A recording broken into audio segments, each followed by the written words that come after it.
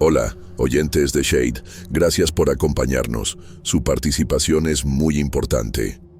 No olviden dejar su like y su comentario para saber si están disfrutando de nuestros videos. Hoy voy a contar historias que ocurrieron en Zamora, Michoacán. Prepárense, porque vamos a comenzar.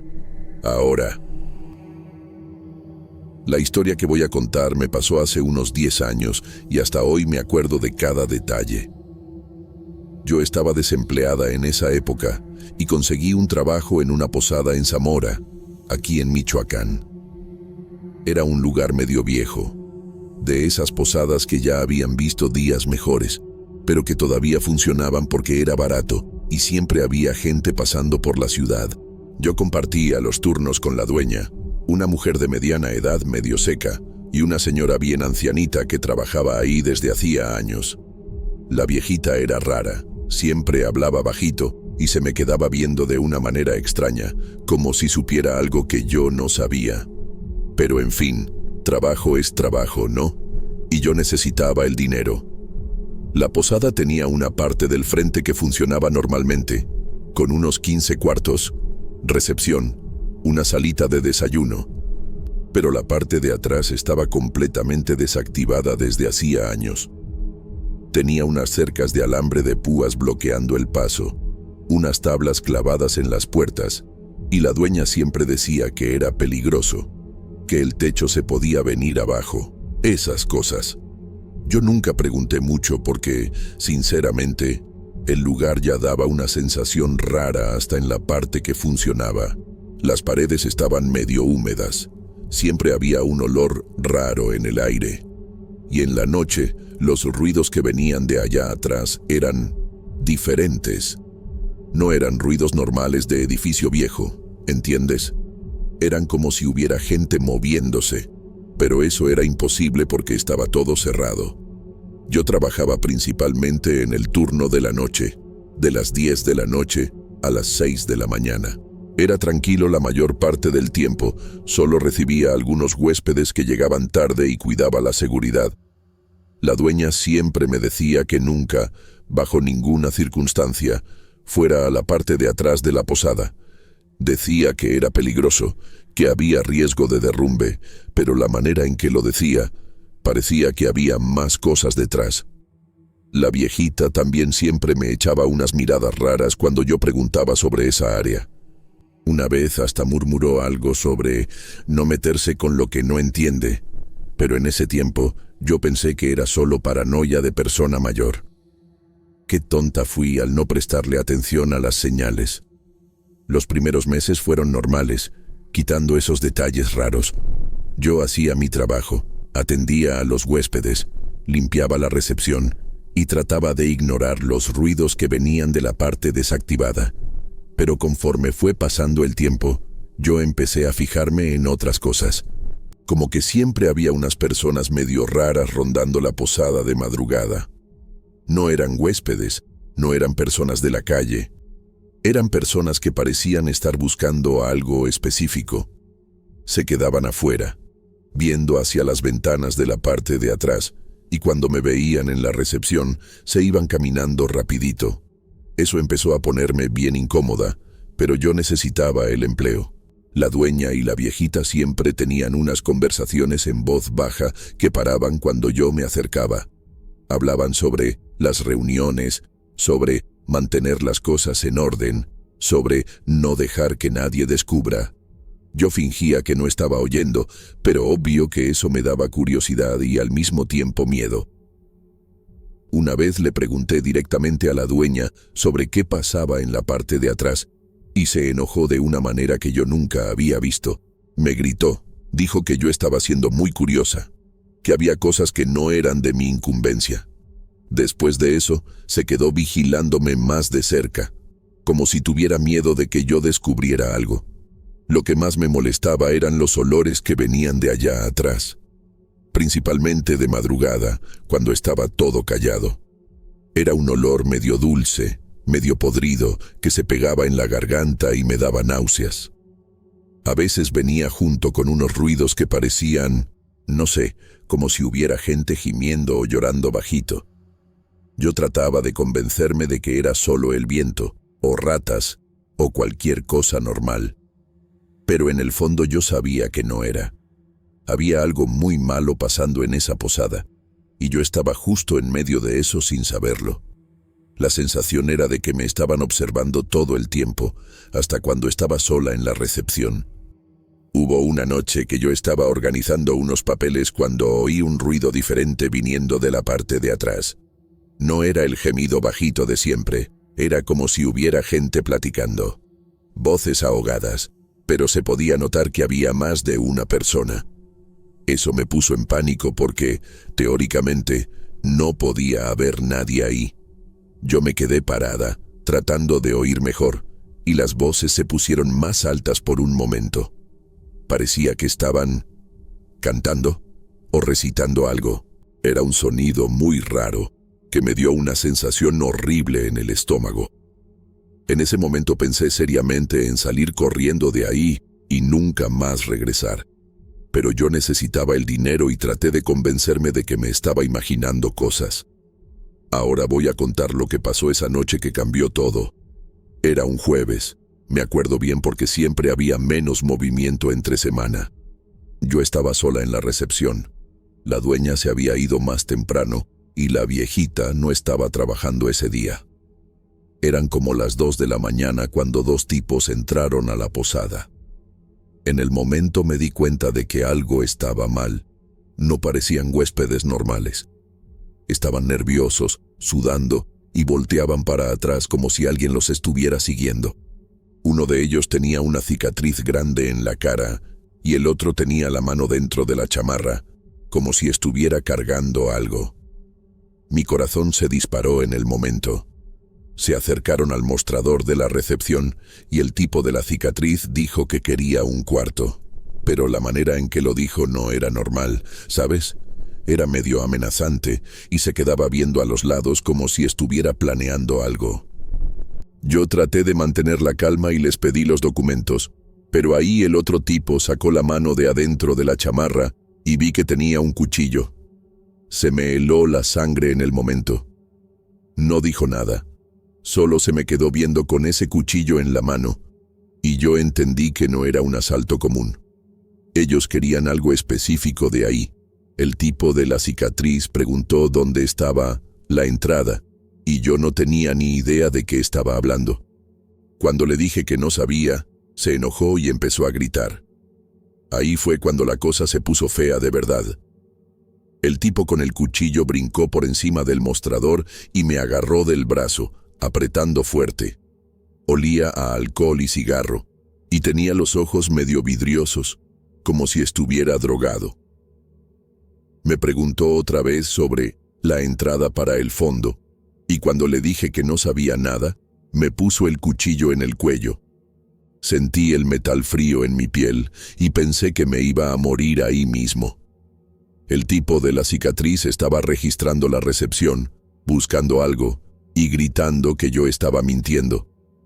Ellos sabían que había algo en la parte de atrás de la posada y pensaban que yo sabía cómo llegar ahí. Yo estaba temblando tanto que casi no podía hablar. En ese momento oí un ruido viniendo de la parte de atrás, como si hubiera una puerta que se cerró de golpe. Los 2 tipos pararon en el momento y se quedaron viendo hacia donde venía el sonido.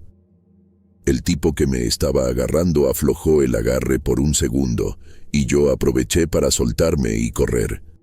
No pensé en nada más, solo corrí. Pasé por la recepción, atravesé el pasillo de los cuartos y cuando vi que me venían siguiendo, hice lo único que se me ocurrió. Brinqué la cerca que bloqueaba la entrada a la parte desactivada.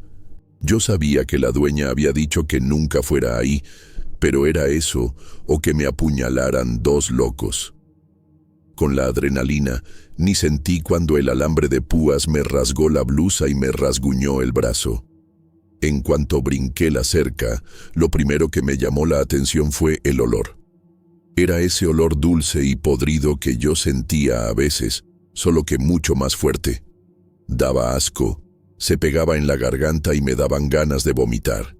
El lugar estaba oscuro.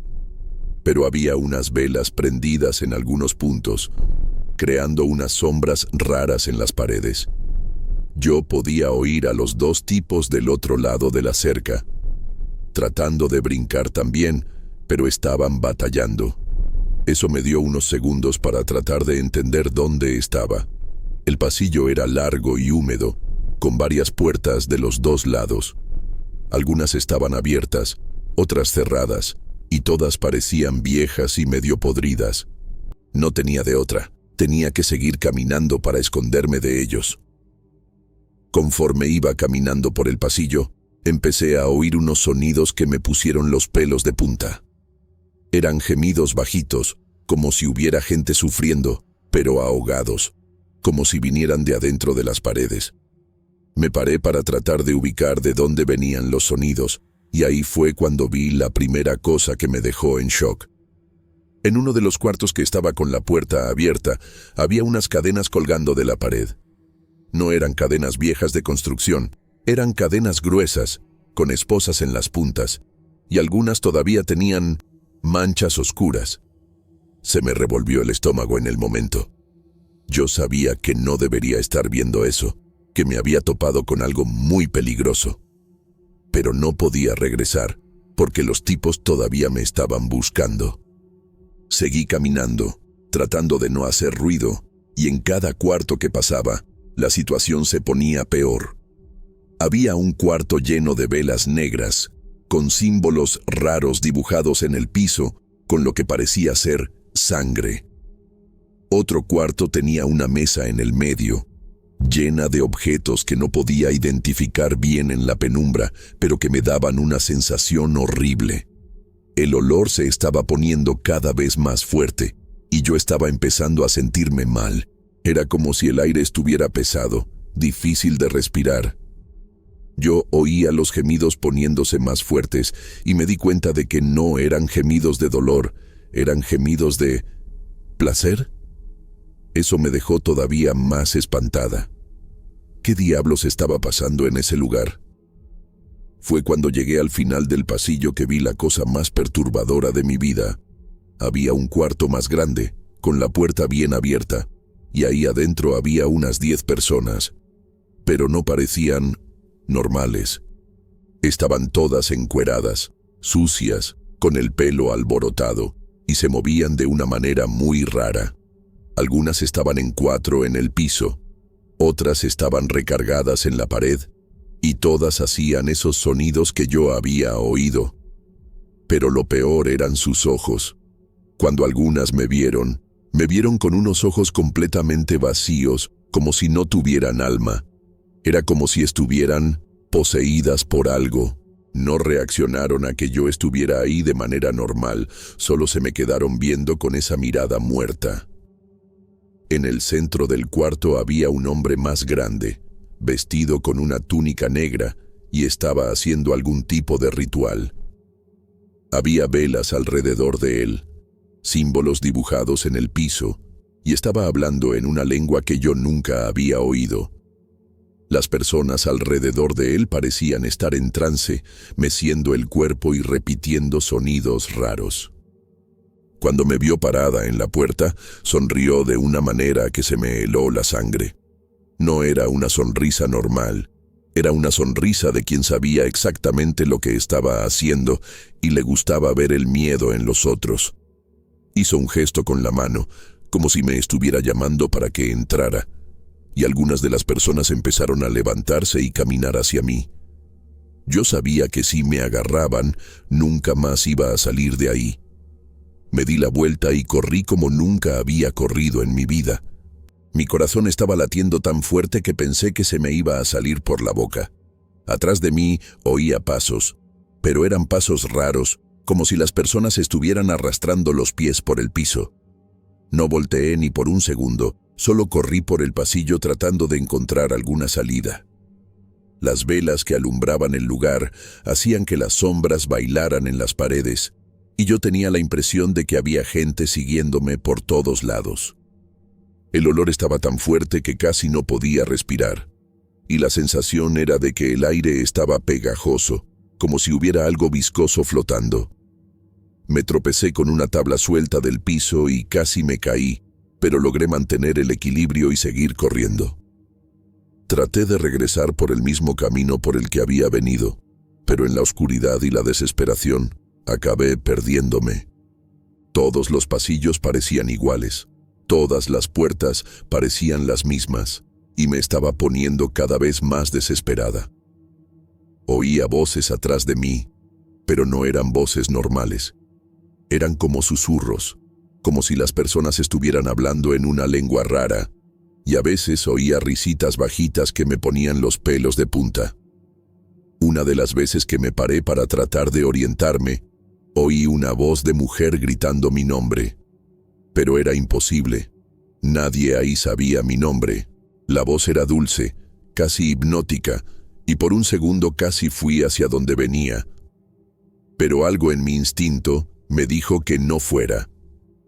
Ahí fue cuando encontré una escalera que subía. No sabía a dónde iba, pero cualquier cosa era mejor que quedarme en ese pasillo con esas personas raras persiguiéndome. Subí los escalones de 2 en 2, y la madera estaba tan podrida que algunos escalones casi se quebraron con mi peso. Arriba había otro pasillo, pero ese estaba todavía más oscuro. Solo había una ventanita al final, y por la luz de la luna podía ver que había más cuartos de los 2 lados. Caminé despacio, tratando de no hacer ruido, y fue cuando pasé por uno de los cuartos que vi algo que me hizo parar en el momento. Había un niño sentado en la esquina del cuarto, de espaldas a mí. El niño estaba calladito, no se movía, y me quedé sin saber qué hacer. Parte de mí quería ayudar, pero otra parte estaba gritando que saliera corriendo de ahí. Le hablé bajito, le pregunté si estaba bien, pero no me contestó. Me acerqué un poquito más y vi que estaba encuerado, sucio, y tenía unas marcas raras en la espalda. Cuando le hablé otra vez, volteó la cabeza hacia mí y casi grito. Sus ojos eran iguales a los de las personas de abajo, completamente vacíos, sin vida. Pero lo peor era que estaba sonriendo, una sonrisa que no le quedaba nada a un niño. Era una sonrisa de adulto, maliciosa, como si supiera cosas que un niño no debería saber. Empezó a hablar, pero no era voz de niño, era una voz ronca, de adulto, diciendo cosas que yo no entendía. Salí corriendo de ese cuarto y seguí por el pasillo, pero ahora oía pasos atrás de mí otra vez. Solo que esta vez eran pasos chiquitos, de niño, pero muy rápidos. No volteé para atrás, solo seguí corriendo hasta llegar a la ventana del final del pasillo. Cuando me asomé por la ventana, vi que daba a la parte del frente de la posada, donde estaba mi carro. Traté de abrir la ventana, pero estaba atorada. La forcé con toda la fuerza que tenía, y cuando por fin se abrió, oí al niño justo atrás de mí, riéndose. Era una risa aguda, estridente, que me dieron ganas de taparme los oídos. Brinqué por la ventana sin pensarlo 2 veces, caí en el techo de la parte del frente de la posada, y de ahí logré bajar hasta el suelo. Cuando llegué a mi carro, estaba temblando tanto que casi no podía meter la llave en el switch. Volteé a ver la posada y vi que había varias personas en las ventanas de la parte de atrás, observándome. Eran las mismas personas que había visto en el cuarto del ritual, y todas tenían esa misma mirada vacía.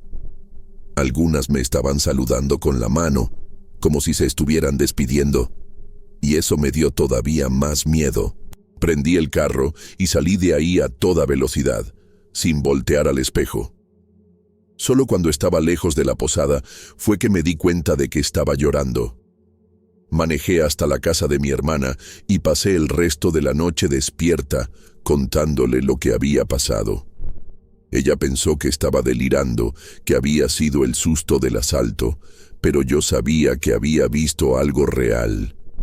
Al día siguiente le hablé a la posada para hablar con la dueña, para contarle sobre el asalto y renunciar.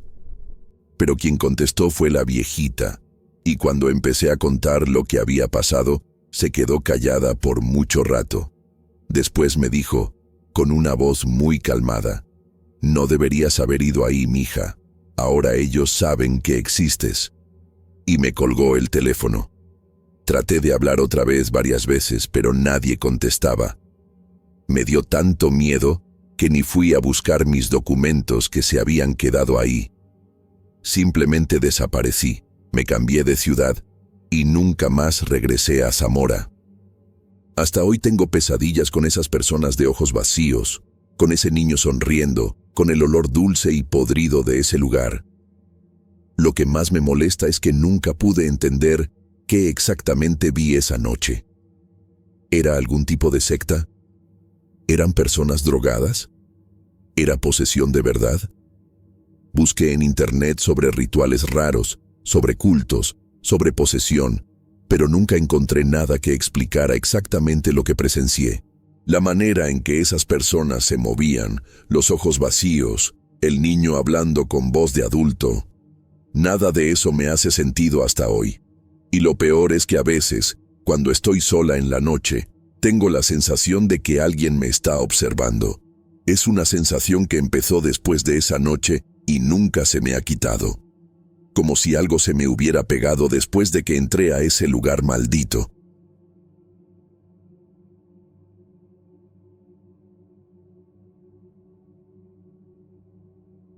Gente, necesito sacarme esto del pecho porque ya hace más de 20 años que pasó esto y nunca pude hablar de esto con nadie.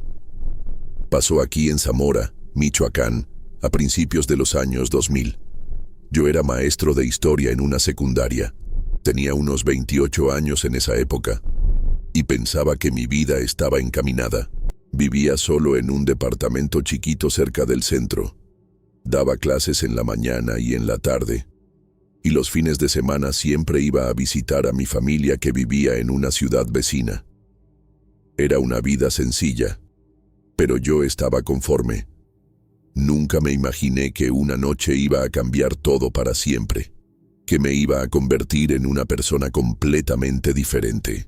Hasta hoy me despierto de madrugada pensando en lo que pasó, y por más que hayan pasado todos estos años, la culpa me sigue carcomiendo por dentro. Era un viernes de octubre. Me acuerdo bien porque al día siguiente era feriado y yo estaba emocionado de pasar el fin de semana con mi familia. Yo había salido de una junta de maestros que se había alargado hasta más tarde. Eran casi las 10 de la noche cuando agarré mi carro para irme. Era un Tsuru viejito, pero que funcionaba bien, y yo conocía esa carretera como la palma de mi mano. Era una carretera medio sola, que conectaba la escuela con la carretera principal, y yo siempre pasaba por ahí. Esa noche estaba lloviendo un poquito, no mucho, pero lo suficiente para dejar el asfalto mojado y resbaloso. Yo estaba manejando en el límite de velocidad, oyendo radio, pensando en las clases de la semana siguiente. Estaba todo normal, una noche como cualquier otra, hasta que pasó lo impensable.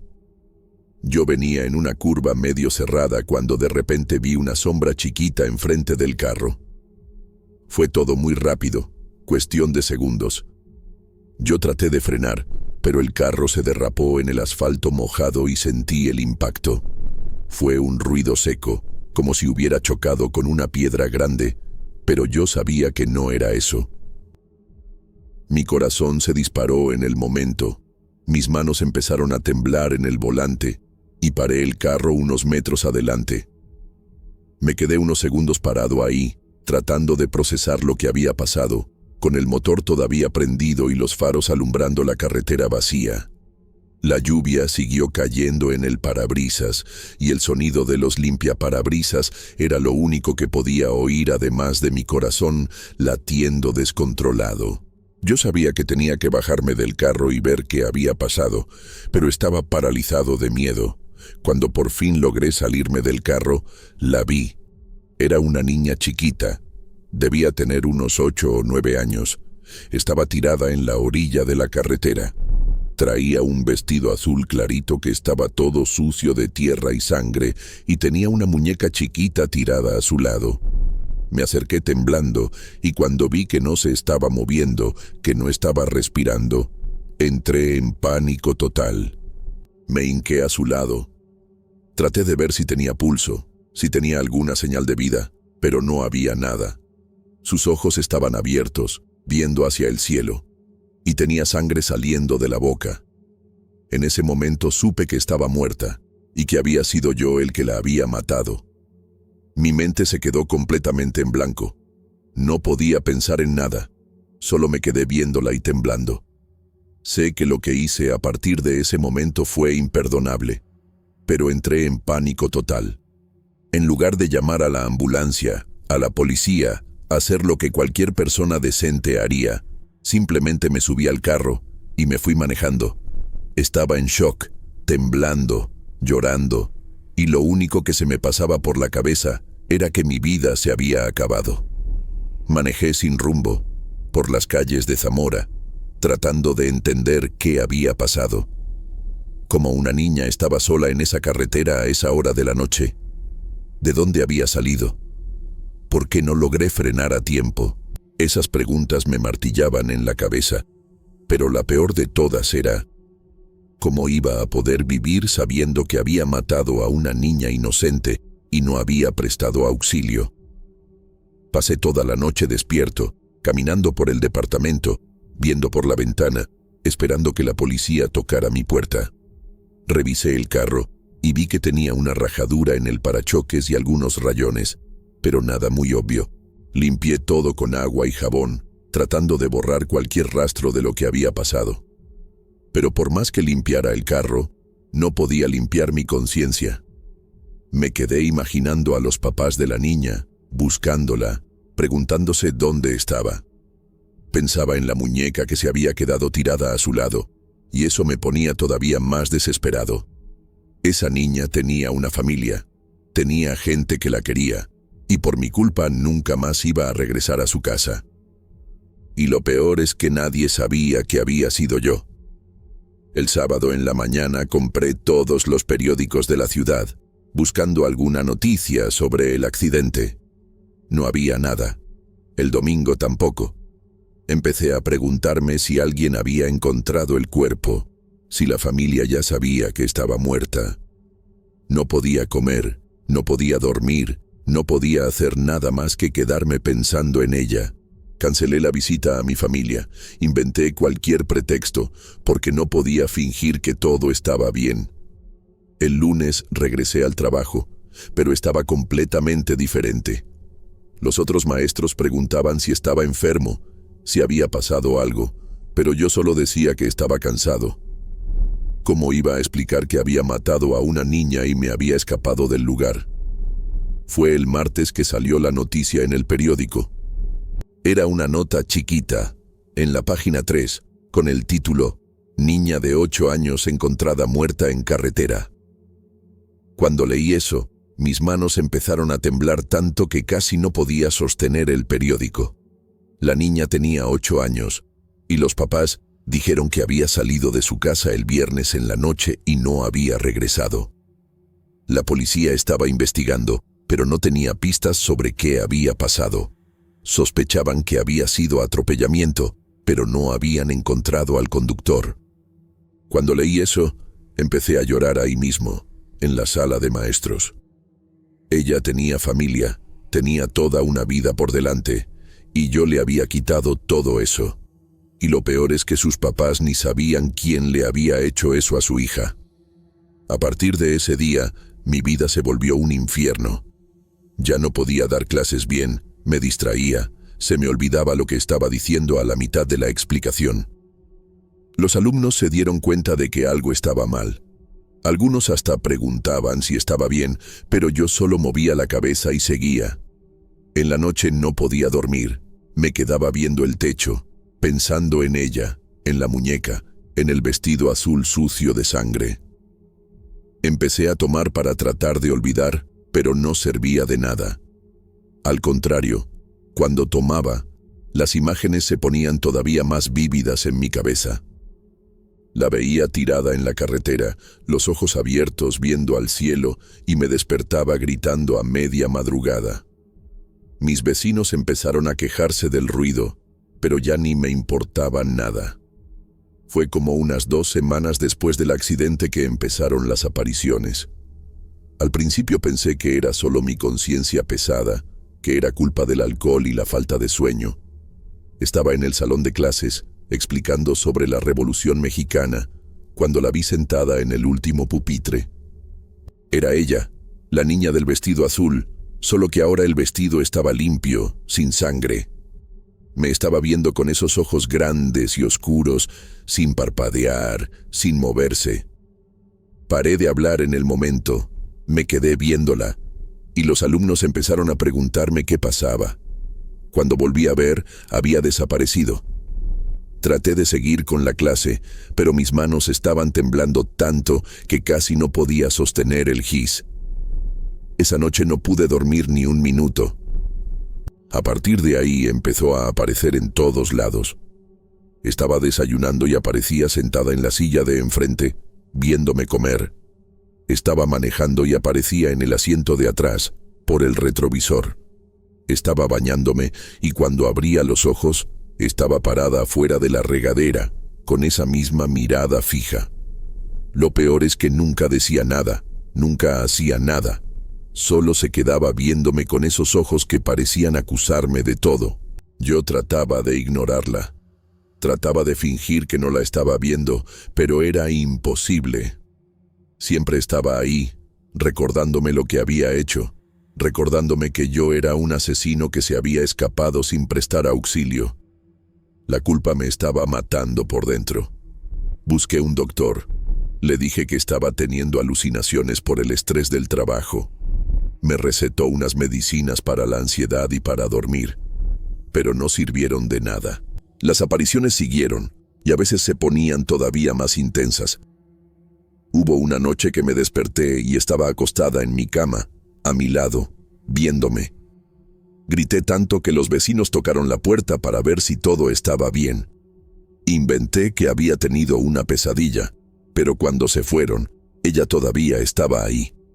Salí corriendo del departamento, pasé toda la noche caminando por las calles y cuando regresé en la mañana, había desaparecido. Pero yo sabía que iba a regresar. Siempre regresaba. Los meses fueron pasando y las apariciones se pusieron más frecuentes y más perturbadoras. Empezó a aparecer en situaciones que me ponían todavía más desesperado. Estaba dando clase y aparecía señalándome, como si me estuviera acusando enfrente de todos. Estaba en el súper y aparecía en el pasillo, cargando la muñeca que se había quedado tirada a su lado en la carretera. Una vez estaba comiendo con otros maestros y apareció sentada en una mesa vacía, viéndome comer, y empecé a llorar enfrente de todos.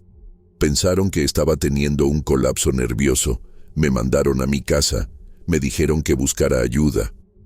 Pero ¿qué ayuda iba a resolver lo que había hecho? ¿Qué ayuda la iba a regresar a la vida? Traté de cambiarme de departamento, pensando que tal vez estaba conectada a ese lugar. Pero no sirvió de nada. Siguió apareciendo. Traté de salirme de la ciudad por unos días. Fui a visitar a mi familia, pero apareció ahí también. Mi mamá preguntó por qué estaba tan flaco, tan decaído, y inventé que tenía problemas en el trabajo.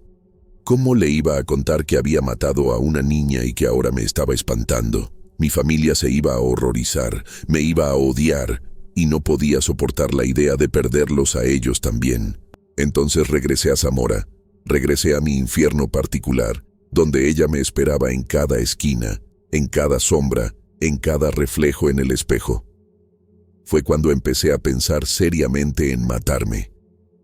Ya no aguantaba vivir con esa culpa, con esas apariciones constantes, con la sensación de que me estaba volviendo loco.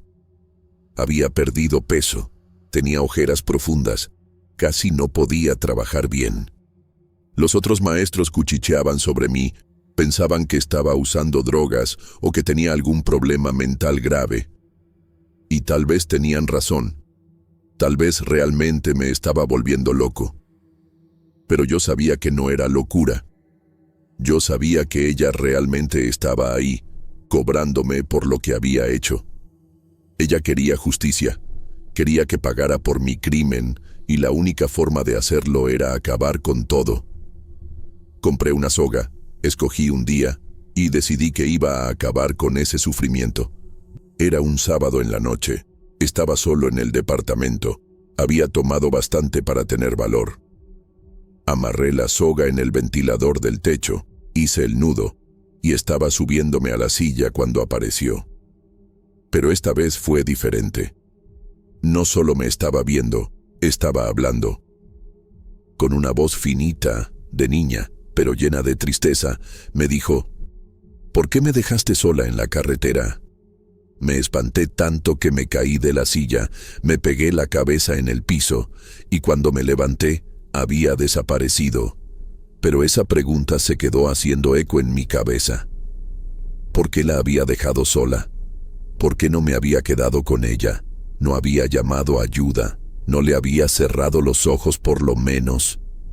Después de ese episodio, ya no pude intentar matarme otra vez. Cada vez que pensaba en eso, oía su voz preguntando por qué la había dejado sola, y me di cuenta de que si me mataba, la iba a estar abandonando otra vez. Ella estaba atrapada aquí por mi culpa, y si yo me moría sin resolver esto, ella se iba a quedar perdida para siempre. Busqué un psicólogo, le conté que estaba teniendo alucinaciones, que veía a una niña muerta, pero no le conté sobre el accidente. El psicólogo dijo que era trauma, estrés postraumático, me recetó más medicinas, pero nada funcionaba. ¿Cómo iba a funcionar si el problema no estaba en mi cabeza, sino en mi alma? Yo tenía una deuda con esa niña, y mientras no pagara esa deuda, no me iba a dejar en paz. Las apariciones cambiaron después de ese día. Ya no solo me veía, empezó a interactuar conmigo. A veces señalaba la puerta como si quisiera que saliera.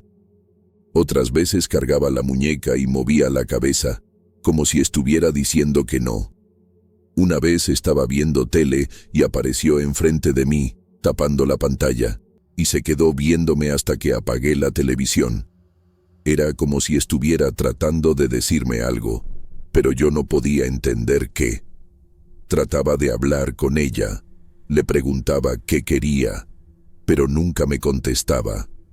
Solo se quedaba viéndome con esos ojos tristes, llenos de un dolor que yo había causado, y eso me ponía todavía más desesperado.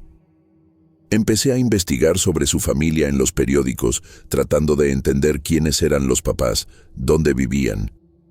Descubrí que habían hecho varias campañas pidiendo información sobre lo que había pasado con su hija. Pusieron carteles por la ciudad, ofrecieron recompensa, suplicaron que quien supiera algo se pusiera en contacto. Vi una foto de los papás en el periódico y se veían destruidos. El papá tenía los ojos rojos de tanto llorar, y la mamá parecía haber envejecido 10 años. Solo querían saber qué había pasado con su hija, querían justicia, querían poder enterrar su dolor. Y yo tenía la respuesta que buscaban, pero era muy cobarde para dársela. Yo era el monstruo que había destruido su vida, y no tenía valor para asumirlo. Los años fueron pasando y las apariciones siguieron. Me cambié de escuela. Me cambié de departamento varias veces, pero siempre me encontraba. Probé diferentes psicólogos, diferentes medicinas, hasta busqué unos curanderos que decían que podían quitar mal de ojo. Pero nada funcionaba, porque no era mal de ojo, no era enfermedad mental, era culpa pura. Era una niña muerta cobrando justicia a quien le había quitado la vida, y se había escapado como un cobarde. Envejecí 10 años en 2, mi pelo empezó a encanecer, desarrollé úlcera de tanto estrés, y mi vida social se acabó completamente. Ya no podía relacionarme con nadie, porque ella siempre estaba ahí, recordándome lo que era, un asesino.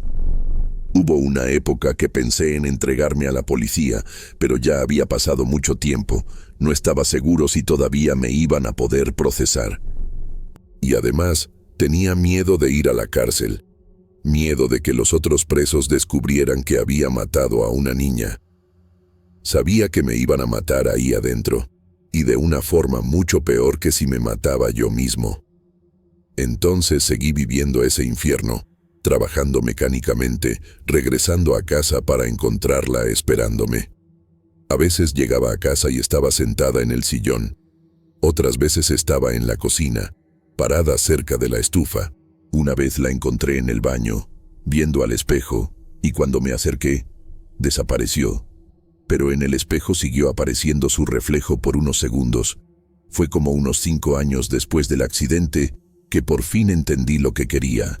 Estaba pasando cerca del panteón de la ciudad cuando apareció enfrente de mí, en medio de la calle, y por primera vez no me estaba viendo hacia el panteón, y después me vio a mí, y entendí. Quería que fuera hasta su tumba. Nunca había ido ahí, nunca había tenido valor, pero ese día sabía que tenía que ir. Entré al panteón, le pregunté al sepulturero dónde estaba la tumba de una niña que había muerto atropellada, y me llevó hasta ahí. Era una tumba sencilla, con una cruz blanca y algunas flores marchitas. Cuando me acerqué, apareció al lado de la tumba, viéndome, y por primera vez vi algo diferente en sus ojos. No era solo tristeza, era expectativa. Me hinqué enfrente de la tumba y empecé a llorar como nunca había llorado en mi vida. Le pedí perdón. Le dije que era un cobarde, que había destruido su vida y la de su familia. Le dije que no pasaba un día sin que pensara en lo que había hecho, que me quería morir de culpa, pero que no sabía cómo arreglar las cosas. Y ahí fue cuando habló otra vez, con esa voz finita de niña. Ellos necesitan saber. Levanté la cabeza y estaba justo enfrente de mí, más nítida que nunca, y repitió: ellos necesitan saber la verdad. En ese momento entendí que no me iba a dejar en paz mientras no les contara a sus papás lo que había pasado. Ella quería que supieran la verdad, quería que ellos también pudieran tener paz, pero aunque sabía lo que quería, todavía no tenía valor. Salí del panteón y regresé a casa, pero las apariciones se pusieron todavía más intensas. Empezó a aparecer varias veces al día, siempre viéndome con esa mirada de cobranza. A veces aparecía cargando un papel, como si fuera una carta. Otras veces señalaba la puerta, como si me estuviera mandando salir. Una noche me desperté y estaba sentada en la orilla de mi cama. Y cuando abrí los ojos me dijo: ellos están sufriendo por mi culpa. Eso me partió el corazón, porque me di cuenta de que no solo yo estaba sufriendo. Sus papás seguían sufriendo todos los días, sin saber qué había pasado con su hija, sin poder tener paz. Y todo eso era culpa mía, porque era muy cobarde para asumir lo que había hecho.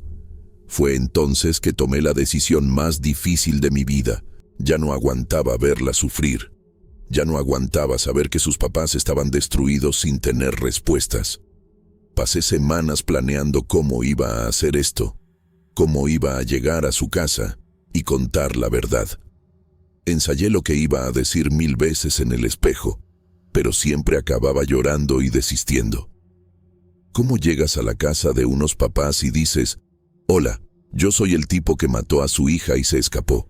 ¿Cómo ves a los ojos de una mamá y le cuentas que dejaste a su hija sola en la carretera, sangrando? Pero sabía que tenía que hacerlo, porque era la única forma de darle paz a ella, y tal vez a mí también. Averigüé dónde vivían a través de un conocido que trabajaba en el ayuntamiento. Era una casa sencilla, en una colonia de clase media baja, con un jardincito enfrente. Pasé varias veces por la calle, solo viendo, tratando de juntar valor. Una vez vi a la mamá regando las plantas y se veía tan frágil, tan triste, que casi desisto. Pero ese mismo día, cuando llegué a casa, ella estaba ahí esperándome, la niña, y movió la cabeza como si me estuviera diciendo que no desistiera. Sabía que si no hacía esto pronto, me iba a acabar volviendo loco de verdad. Entonces marqué una fecha, un viernes, exactamente 6 años después del accidente. Iba a ir a su casa y les iba a contar todo. Ese viernes me desperté temprano, me bañé, me vestí con la ropa más formal que tenía. Quería parecer respetable, quería que vieran que no era un malviviente. que era una persona normal que había cometido un error terrible. Escribí una carta también, explicando todo, por si no lograba hablar. Mis manos temblaban tanto que casi no podía sostener la pluma, pero logré escribir todo. Cómo había pasado el accidente, cómo había entrado en pánico, cómo me había escapado y cómo estaba sufriendo desde entonces. Me guardé la carta en la bolsa y salí de casa. Ella no apareció esa mañana, pero sentía que estaba conmigo, dándome fuerza para hacer lo correcto. Cuando llegué enfrente de la casa, me quedé parado en la banqueta por unos 10 minutos, solo viendo. Veía movimiento ahí adentro, oía voces y sabía que estaban en casa. Mi corazón latía tan fuerte que pensé que me iba a dar un infarto ahí mismo. Pensé en regresarme a casa, en desistir, pero entonces me acordé de su voz diciendo que los papás necesitaban saber la verdad. Respiré hondo, crucé el portón y toqué la puerta. Cuando la mamá abrió, casi me desmayó. Era una mujer de unos 40 años, con pelo canoso y ojos cansados. Cuando me vio, me preguntó qué quería, y le dije que necesitaba hablar con ella y con su esposo sobre su hija. Su expresión cambió en el momento y me invitó a pasar. El papá estaba en la sala, viendo tele, y cuando la esposa le dijo que yo quería hablar sobre su hija, apagó la televisión y me vio con una mezcla de esperanza y desconfianza. Me ofrecieron café, me hicieron sentar en el sillón y se quedaron viéndome, esperando. Traté de empezar a hablar varias veces, pero las palabras no salían. Estaba sudando frío, temblando, y ellos se deben haber dado cuenta de que algo estaba muy mal. Fue cuando el papá preguntó: ¿Usted sabe algo sobre lo que pasó con nuestra hija? Y ya no pude aguantar más. Empecé a llorar, ahí enfrente de los dos, y dije: sé porque fui yo el que la maté. El silencio que siguió fue el más pesado de mi vida. Los dos se quedaron viéndome como si no hubieran entendido lo que había dicho. La mamá se llevó la mano a la boca y el papá se levantó del sillón con los puños cerrados. Por un momento pensé que me iba a pegar, y hasta quería que me pegara, porque me lo merecía. Pero solo se quedó parado, viéndome, y preguntó con una voz muy bajita: ¿cómo que usted mató a nuestra hija? Y ahí les conté todo. Les conté sobre la lluvia, sobre la curva, sobre cómo no logré frenar a tiempo. Les conté cómo había entrado en pánico y me había escapado, cómo había limpiado el carro, cómo había leído la noticia en el periódico. Hablé sin parar, como si fuera una confesión, y ellos se quedaron ahí, oyendo todo en silencio. Cuando terminé de contar, la mamá empezó a llorar. No era un llanto de coraje, era un llanto de alivio. Dijo que durante todos esos años habían imaginado las peores cosas, que tal vez alguien había secuestrado a su hija, que tal vez había sufrido antes de morir. Saber que había sido un accidente, que había muerto al momento, de alguna forma les trajo un poquito de paz. El papá estaba más enojado. Me preguntó por qué había tardado tanto en contar, por qué los había dejado sufriendo sin saber la verdad. Le dije que era un cobarde, que tenía miedo de ir a la cárcel, que tenía miedo de enfrentar las consecuencias, y que estaba arrepentido, que no pasaba un día sin que pensara en ella. Ahí fue cuando pasó algo que nunca voy a olvidar. La mamá paró de llorar, me vio a los ojos y me dijo: ella se le aparece, ¿verdad? Me quedé choqueado, porque ¿cómo podía saber eso? Le pregunté cómo sabía, y me dijo que a veces soñaba con su hija, y que en los sueños la niña hablaba sobre un hombre que estaba sufriendo, que estaba siendo visitado por ella. Les conté sobre las apariciones, sobre cómo me había espantado durante todos esos años, sobre cómo me había llevado hasta la tumba, sobre cómo me había dicho que los papás necesitaban saber la verdad.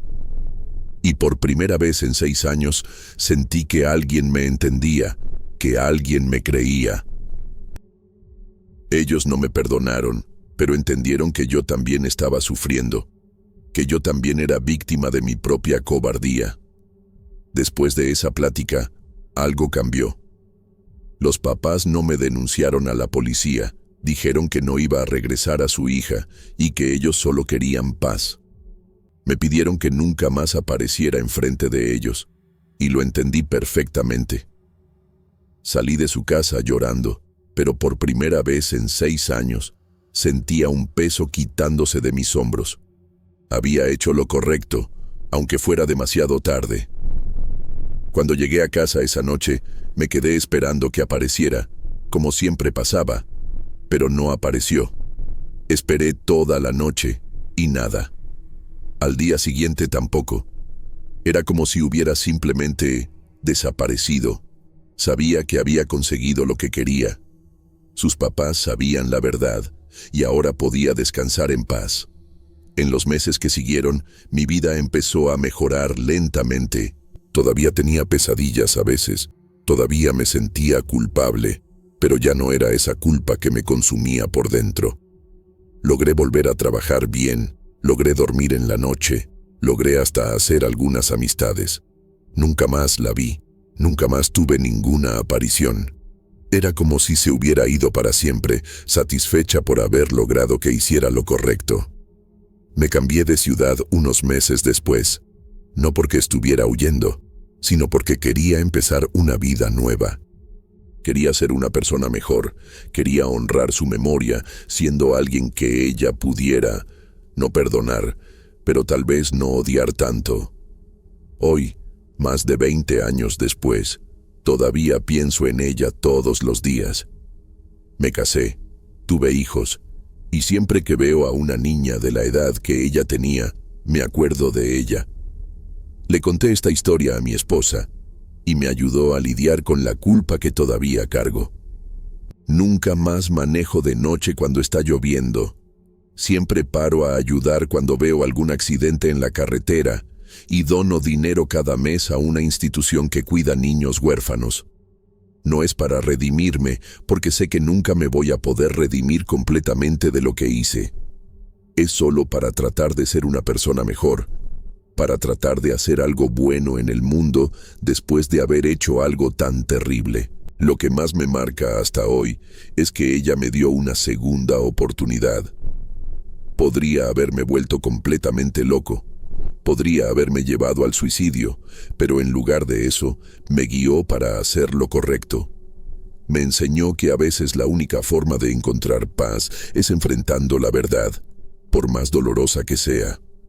Todavía no sé si creo en fantasmas, en espíritus, o si todo eso fue producto de mi culpa y mi remordimiento. Pero sé que ella estaba ahí, de alguna forma, cobrándome justicia, forzándome a ser una persona mejor. Y por más raro que parezca, le agradezco por eso, porque si no hubiera sido por ella, habría vivido el resto de mi vida como un cobarde, y sus papás nunca habrían tenido las respuestas que merecían. Ella me salvó de mí mismo, y nunca voy a olvidar eso.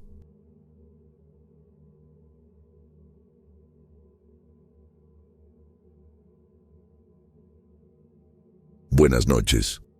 Yo tenía unos 22 años en esa época y estaba trabajando como niñera para poder pagar la universidad. Esta historia pasó hace 15 años. Una amiga mía me recomendó con una familia muy rica aquí de Zamora, Michoacán, los dueños de una constructora grande. Vivían en una mansión enorme, en un fraccionamiento cerrado, de esos lugares que solo ves en películas. Me contrataron para cuidar a sus hijos gemelos, 2 niños de 5 años que eran la cosa más tierna del mundo. Por lo menos eso era lo que yo pensaba al principio. El sueldo era muy bueno, muy por encima de lo que yo ganaba cuidando otros niños, y pensé que había tenido suerte. Pero después descubrí que tal vez pagaban tan bien porque ninguna niñera lograba quedarse mucho tiempo ahí. Los papás eran una pareja bien rara, muy fríos y distantes. La mamá era una mujer elegante, siempre bien vestida, pero que casi no volteaba a ver a sus hijos. El papá era un hombre de negocios que vivía viajando, y cuando estaba en casa, se quedaba encerrado en su oficina. Me contrataron porque necesitaban a alguien para quedarse con los niños en la noche, ya que ellos salían mucho a eventos sociales y cenas de negocios. Los niños se llamaban Gabriel y Miguel. Eran idénticos, imposible distinguir uno del otro. Pelo rubio, ojos azules, sonrisas angelicales. Pero había algo en ellos que me molestaba desde el primer día. Eran muy callados, muy serios para la edad que tenían, y siempre parecían estar compartiendo algún secreto entre ellos. Se quedaban susurrándose uno al otro y riéndose bajito, como si supieran cosas que los adultos no sabían. Desde el primer día, cuando les estaba dando de cenar, Gabriel, o era Miguel, nunca estaba segura, me preguntó si quería conocer a su hermano.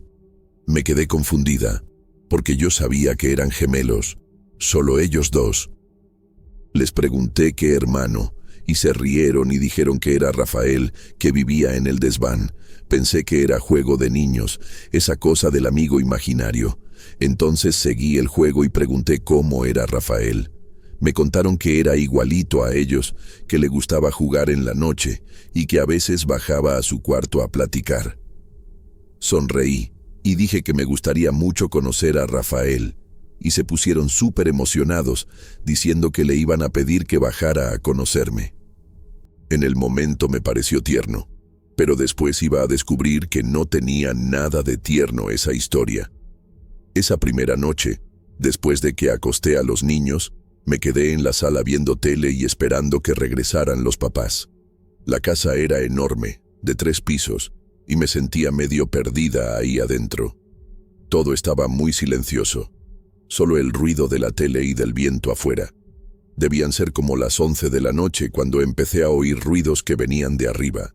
Eran pasos, como si alguien estuviera caminando en el piso de arriba. Pensé que eran los niños levantándose para ir al baño. Entonces subí a ver si todo estaba bien. Cuando llegué a su cuarto, estaban durmiendo profundamente, pero los ruidos seguían.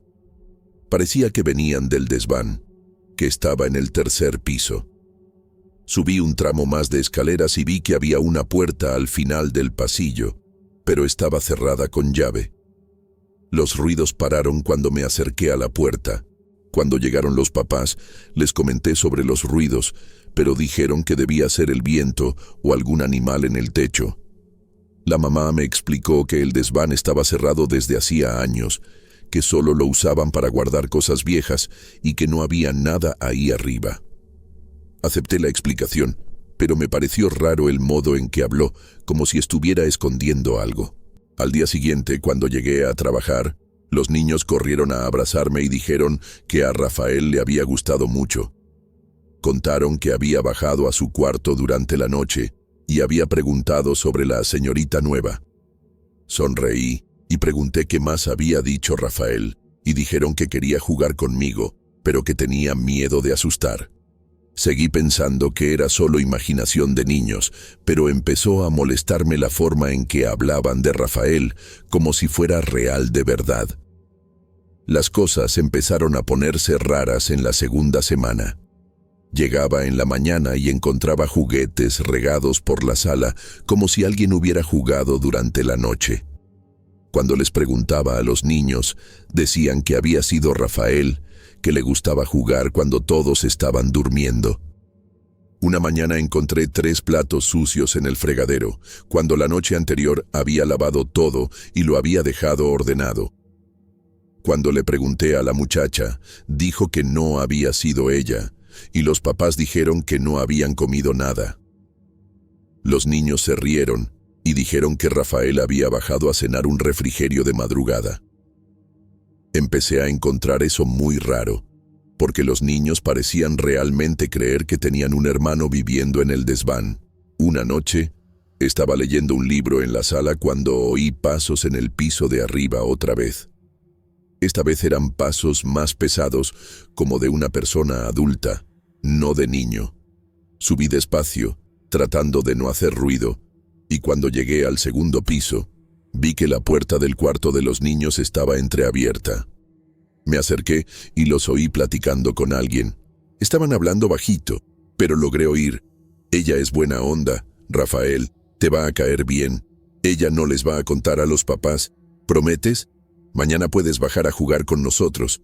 Me quedé helada, porque parecía que realmente había alguien respondiéndoles, pero no lograba oír la otra voz.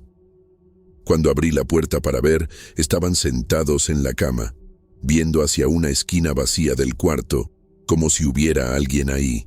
Cuando me vieron, sonrieron y dijeron, «Hola, tía, estábamos platicando con Rafael».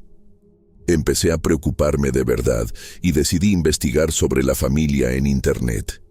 No encontré mucho, solo algunos artículos sobre los negocios del papá y fotos de eventos sociales. Pero en una búsqueda más profunda, encontré una noticia vieja, de unos 6 años antes, sobre un accidente doméstico en su casa. El artículo era muy vago, solo decía que un niño se había lastimado en casa y lo habían llevado al hospital, pero no daba más detalles. Traté de buscar más información, pero no encontré nada. Cuando les pregunté a los niños si alguna vez se habían lastimado en casa, se quedaron callados y después dijeron que Rafael se había lastimado una vez, pero que ahora estaba bien. Les pregunté dónde se había lastimado y señalaron hacia el techo, hacia el desván. Esa noche casi no pude dormir, porque empecé a sospechar que había algo muy malo en esa casa. Fue en la 3ª semana que las cosas se pusieron realmente espantosas. Estaba bañando a los niños cuando empezaron a pelear sobre quién iba a usar un juguete primero.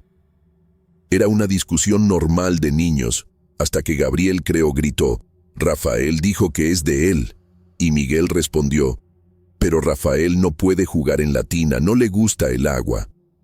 Se quedaron en silencio después de eso, como si hubieran dicho algo que no debían. Cuando les pregunté por qué a Rafael no le gustaba el agua, se vieron entre ellos y Gabriel susurró, «Porque fue en el agua que se lastimó». Sentí un frío en el estómago, porque empezó a tener sentido. ¿Será que había pasado algo con un tercer niño? ¿Será que habían tenido un hermano que murió ahogado? Esa misma noche decidí investigar. Después de acostar a los niños, subí hasta el 3er piso y traté de abrir la puerta del desván. Estaba cerrada con llave, pero busqué la llave por toda la casa hasta encontrar un llavero en un cajón de la cocina. Una de ellas abrió la puerta del desván. Cuando abrí, el olor que salió de ahí me dio náuseas. Era un olor a humedad, de lugar cerrado desde hace mucho tiempo, pero había otro olor también, dulce y empalagoso, como de flores marchitas. Prendí la luz y casi me desmayo con lo que vi. Era un cuarto infantil completo. Cuna, cómoda, juguetes, todo decorado en azul y blanco. Pero lo que me dejó en shock fueron las fotos en la pared. Eran fotos de 3 bebés idénticos, no 2. 3 niños rubiecitos, igualitos a Gabriel y Miguel. Me acerqué a las fotos temblando. Había fotos de los 3 juntos en la cuna, 3 sillitas de bebé, 3 de todo. En una de las fotos, alguien había escrito con pluma, Gabriel, Miguel y Rafael, 6 meses. No podía creer lo que estaba viendo. Habían tenido trillizos, no gemelos. Pero ¿dónde estaba Rafael? ¿Por qué nunca me habían contado de él? Empecé a revisar las cosas del cuarto, buscando más pistas. Había ropita de bebé guardada, juguetes que parecían nunca haber sido usados, y un acta de nacimiento en un cajón. Eran trillizos de verdad, nacidos el mismo día, a la misma hora. Pero solo había 2 actas ahí, la de Gabriel y la de Miguel. La de Rafael no estaba. Fotografié todo con el celular, porque sabía que nadie me iba a creer. Cuando estaba saliendo del cuarto, oí un ruido atrás de mí. Era como si alguien hubiera tirado algo. Me di la vuelta y vi que uno de los juguetes se había caído del estante. Mi corazón se disparó porque estaba segura de que no había tocado nada. Salí corriendo de ahí, cerré la puerta con llave y bajé las escaleras casi volando. Cuando llegué a la sala, Estaba sudando frío y temblando. Traté de calmarme, pero no podía dejar de pensar en lo que había visto. Los niños tenían un hermano, y por lo que se veía, había muerto. ¿Pero cómo? ¿Y por qué los papás escondían eso? ¿Por qué mantenían su cuarto intacto en el desván? Y más importante, ¿será que los niños realmente podían ver al hermano muerto, o era solo su imaginación? Al día siguiente, llegué al trabajo decidida a descubrir la verdad. Cuando se fueron los papás, me senté con los niños y les pregunté directamente sobre Rafael. Les dije que había subido al desván y visto su cuarto, y que quería saber qué había pasado. Se asustaron mucho. Dijeron que no podía haber subido ahí, que los papás lo habían prohibido, pero después se relajaron y empezaron a contar.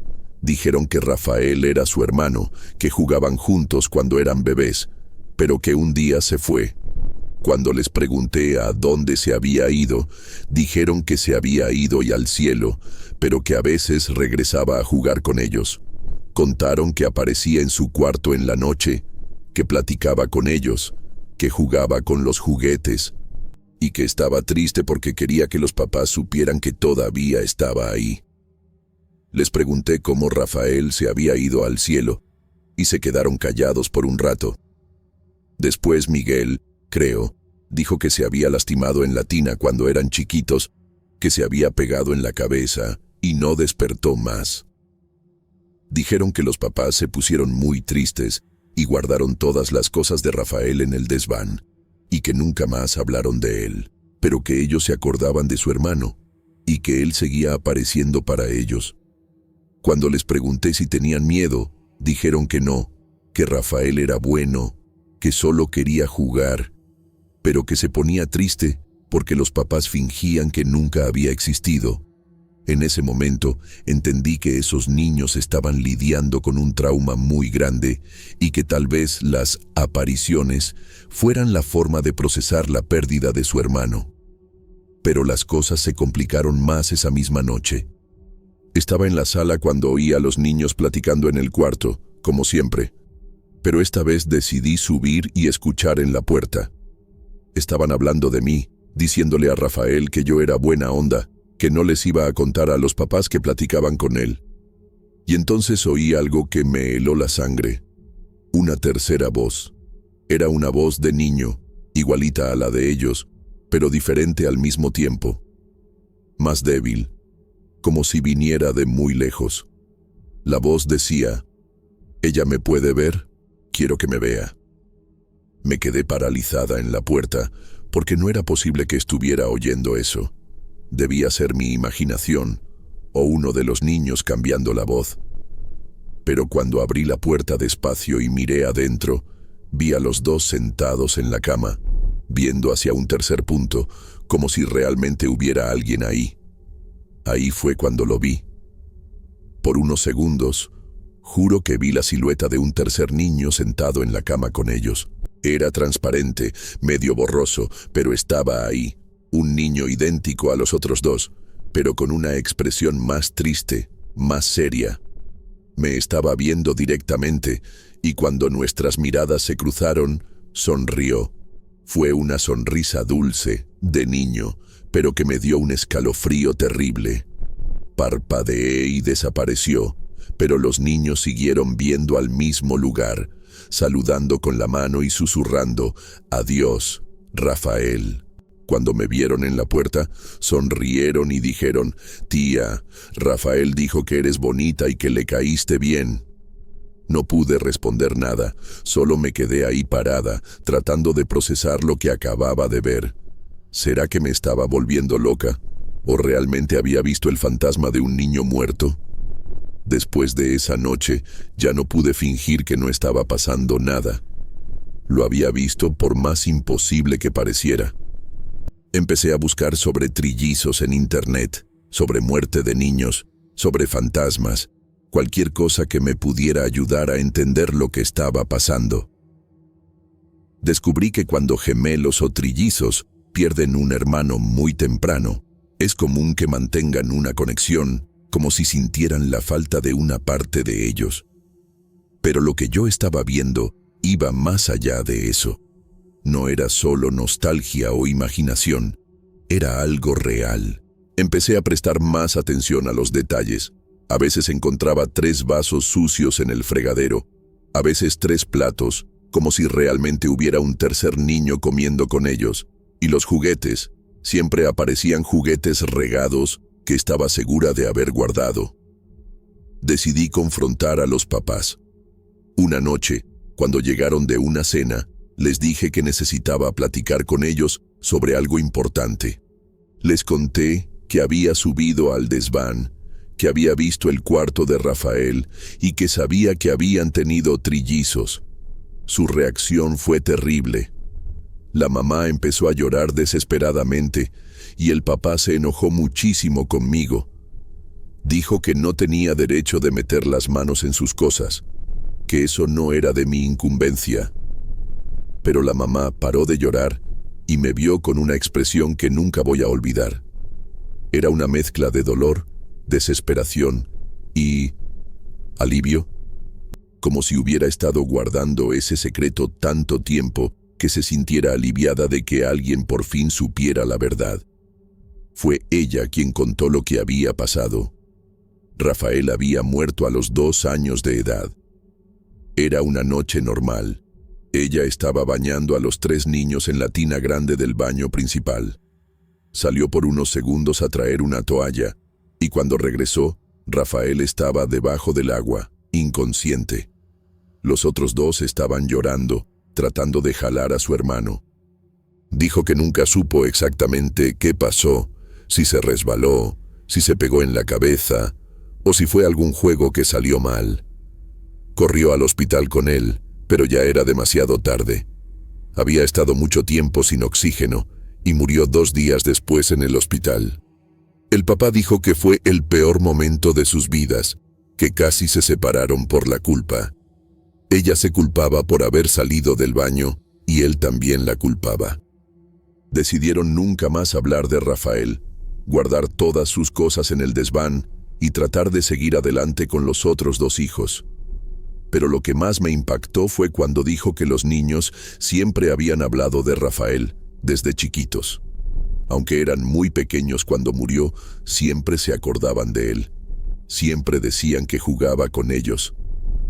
Al principio, los papás pensaron que era trauma.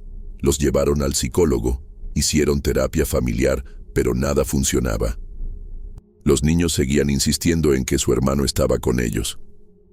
Con el tiempo, los papás decidieron ignorar, fingir que no oían cuando hablaban de Rafael. Pensaban que si no les hacían caso, los niños se iban a olvidar. Pero nunca se olvidaron. Y ahora yo estaba confirmando que tal vez no se lo estuvieran imaginando. La mamá me preguntó si realmente creía que Rafael estaba ahí y le dije que no sabía, pero que había visto cosas que no podía explicar. El papá se enojó todavía más cuando oyó eso. Dijo que yo estaba alimentando la fantasía de los niños, que estaba empeorando la situación. Dijo que habían pasado años tratando de hacer que los niños olvidaran al hermano muerto y que yo estaba echando todo a perder. Pero la mamá lo interrumpió y dijo que tal vez era hora de dejar de fingir. Dijo que tal vez Rafael realmente estaba tratando de comunicarse y que tal vez por eso ninguna niñera lograba quedarse mucho tiempo en la casa. Contó que las otras niñeras siempre se quejaban de ruidos raros, de cosas que desaparecían y aparecían, de sensaciones extrañas. Una hasta dijo que había visto a un niño en el pasillo, pero ellos nunca creyeron. Ahora, oyendo mi historia, estaba empezando a creer que su hijo realmente no se había ido completamente. Esa noche no pude dormir. Me quedé pensando en esa familia destruida por la tragedia, en los papás que no podían lidiar con la pérdida, en los niños que crecieron sintiendo la falta de una parte de ellos. Y en Rafael, un niño que murió tan chiquito y que tal vez estaba atrapado entre mundos, tratando de comunicarse con su familia. Al día siguiente, cuando llegué al trabajo, los niños corrieron a abrazarme como siempre, pero esta vez parecían diferentes, más serios, más maduros. Gabriel me jaló del brazo y me dijo: «Tía, Rafael quiere hablar contigo. Dijo que tú lo puedes ayudar». Les pregunté cómo lo podía ayudar, y dijeron que él quería que los papás supieran que no estaba enojado con ellos, que sabía que había sido un accidente, y que solo quería que dejaran de estar tristes. Pasé el día pensando en qué hacer. ¿Será que debía tratar de ayudar a esa familia a comunicarse con su hijo muerto? ¿Será que eso les iba a traer paz o iba a empeorar todo? Esa noche decidí intentar. Después de acostar a los niños, subí al desván. Me senté en el medio del cuarto de Rafael, rodeada de sus juguetes y fotos, y empecé a hablar en voz alta. Le dije que sabía que estaba ahí, que sus hermanos lo extrañaban mucho y que sus papás estaban sufriendo. Le pregunté si me podía dar una señal, algo que les probara a los papás que realmente estaba ahí. Al principio no pasó nada, pero después sentí una brisa fría en la cara, aunque todas las ventanas estaban cerradas. De repente, todos los juguetes del cuarto empezaron a moverse solos. No era nada violento o espantoso.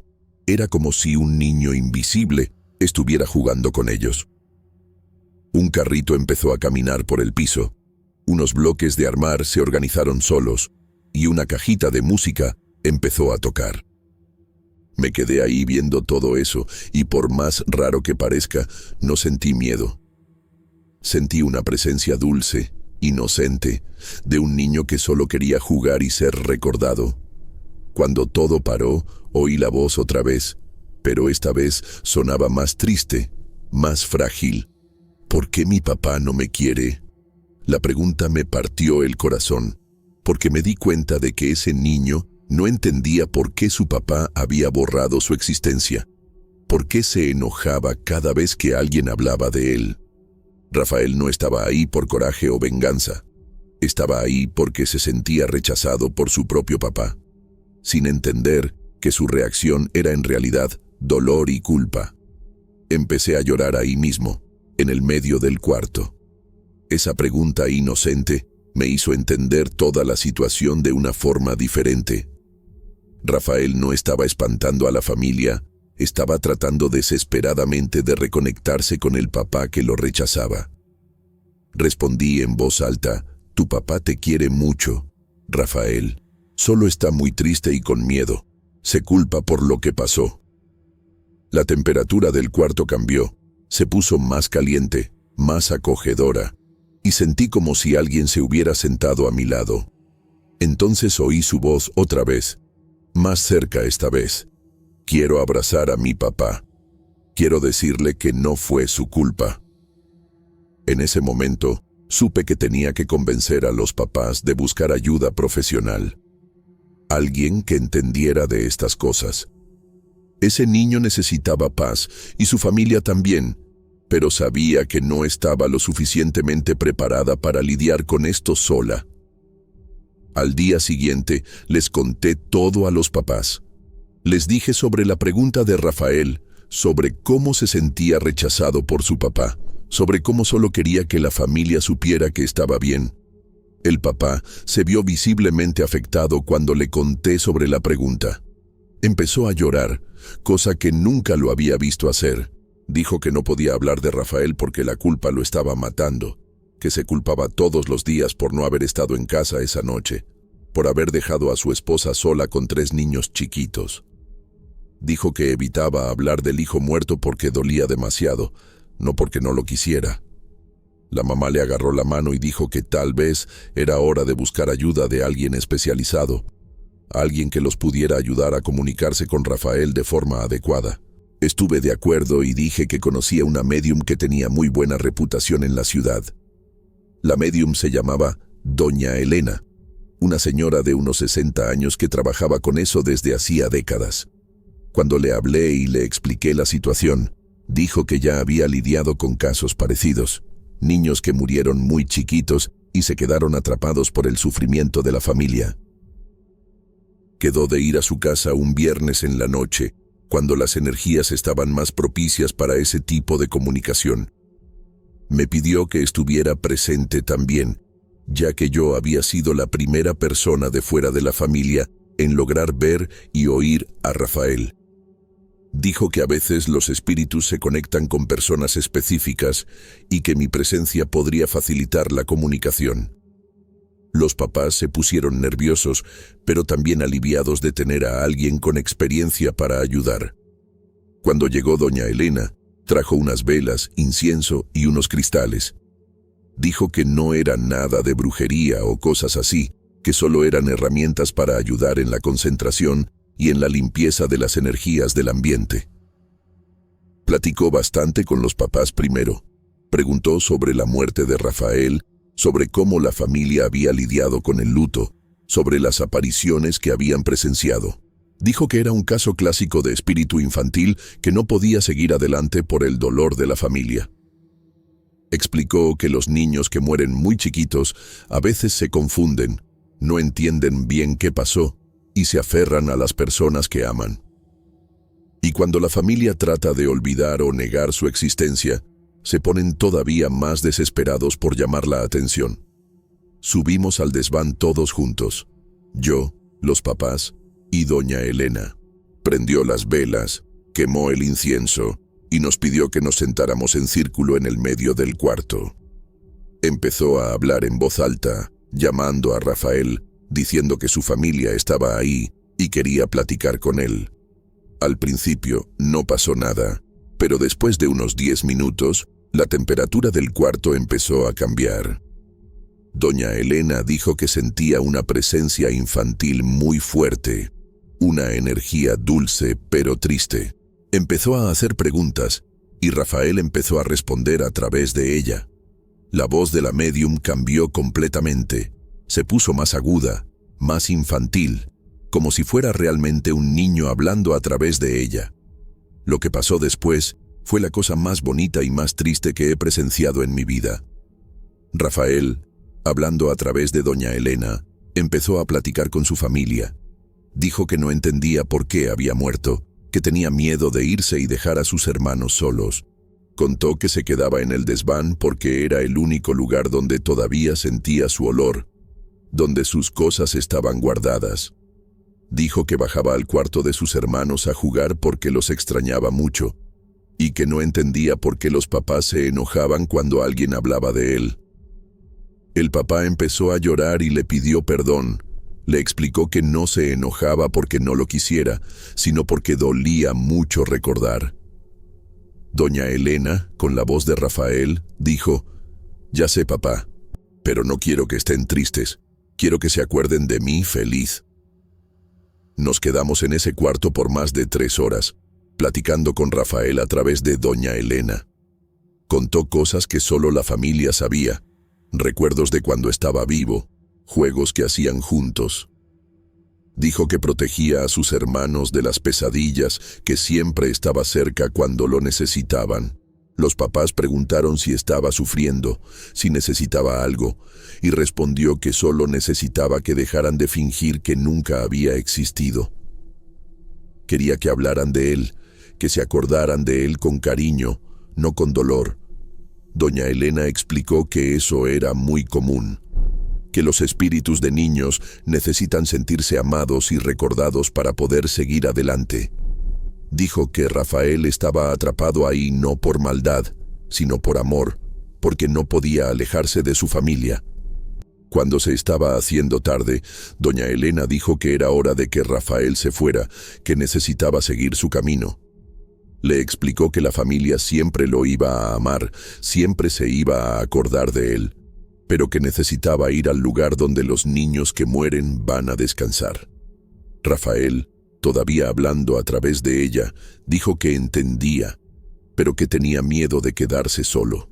Ahí fue cuando doña Elena dijo algo que me puso los pelos de punta. Dijo que no se iba a quedar solo, que había otros niños esperándolo y que algún día se iba a encontrar con su familia otra vez. Les pidió a los papás que prometieran que iban a hablar de Rafael, que iban a poner sus fotos en la sala, que lo iban a incluir en las pláticas de la familia. Cuando prometieron, sentí una paz inmensa llenando el cuarto. Doña Elena dijo: Adiós, con la voz de Rafael, y entonces volvió a la normalidad. La presencia se había ido, pero esta vez de forma definitiva y pacífica. En los días que siguieron, el cambio en la familia fue increíble. Los papás sacaron las fotos de Rafael del desván y las pusieron en la sala, junto con las de los otros hijos. Empezaron a hablar de él naturalmente, contando historias chistosas, recordando los momentos buenos. Los gemelos se pusieron un poquito tristes al principio, porque su hermano ya no aparecía a jugar con ellos, pero los papás les explicaron que se había ido a un lugar mejor, donde podía jugar con otros niños. Les dijeron que Rafael siempre iba a ser parte de la familia, aunque ya no estuviera ahí físicamente. La mamá dijo que sentía como si un peso enorme se le hubiera quitado de los hombros, que por fin podía acordarse de Rafael con amor, no con culpa. Y el papá, que antes evitaba cualquier mención del hijo muerto, ahora hablaba de él con cariño, contándoles a los amigos que tenía 3 hijos y que uno estaba en el cielo. La familia se había sanado y Rafael había conseguido la paz que buscaba.